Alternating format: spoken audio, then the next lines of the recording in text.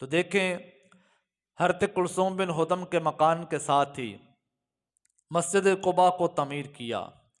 جب مسجد قباء مکمل ہوئی تو حضور نے ارشاد فرمایا لمسجد اسس علی التقوی من اول یوم، کہ آج میں نے اس مسجد کی بنیاد تقوی کے اوپر رکھی ہے۔ مفسرین کرام نے یہ بھی کہا ہے اس مسجد کا نام مسجد قباء بھی ہے، اس مسجد کا نام مسجد تقوی بھی ہے۔ قرآن کے اندر اس کے تقوی کا نام آیا ہے کہ لمسجد اسس علی التقوی من اول یوم، آج میں نے اس مسجد کی بنیاد تقوی پہ رکھی ہے۔ پھر صرف یہی نہیں، صحیح روایت کے اندر آتا ہے حضور نے ارشاد فرمایا جو بندہ اپنے گھر سے وضو کر کے پیدل یا سوار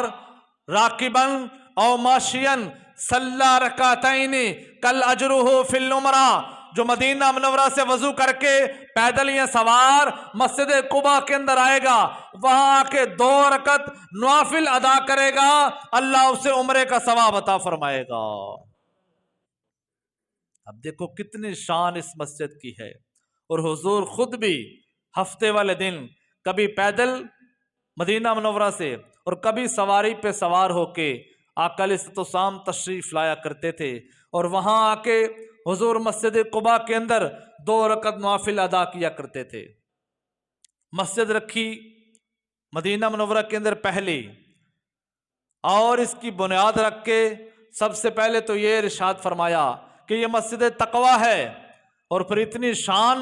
اور اتنا مقام عطا فرمایا کہ جو 2 نفل پڑے گا اللہ اسے عمرے کا ثواب عطا فرمائے گا۔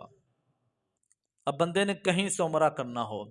اگر کوئی پاکستان سے عمرہ کرنے کے لیے جائے، سب سے پہلے وہ ارادہ کرے گا، پھر یہاں سے تقریباً 3.5 سے 4 ہزار کلومیٹر کا سفر طے کرے گا، پھر میقات سے پہلے وہ احرام باندھے گا، پھر احرام باندھ کے اللہ کی بارگاہ میں عمرے کی نیت کرے گا، پھر وہ نیت کر کے مکہ پہنچے گا، مکہ جا کے پھر وہ وضو کرے گا، پھر طواف کعبہ کے 7 چکر لگائے گا، اس کے بعد پھر وہ حجر اسود کے سامنے ساتھ ہی مقام ابراہیم ہے وہاں 2 نفل پڑے گا، اس کے بعد صفا مروہ کی سعی کرے گا، سعی کر کے پھر اپنے بال کٹوائے گا،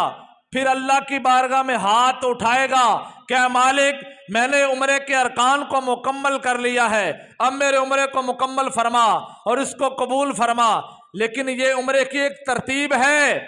ایک دوسرا طریقہ یہ بتا دیا، 2 رکعت کی نیت کر کے گھر سے وضو کر کے مسجد قباء آئے گا، وہاں آ کے 2 نفل پڑے گا، اللہ عمرے کا ثواب عطا فرما دے گا۔ یہ مدینہ منورہ کی پہلی مسجد ہے جس کی تعمیر مصطفیٰ نے اپنے ہاتھوں سے کی ہے۔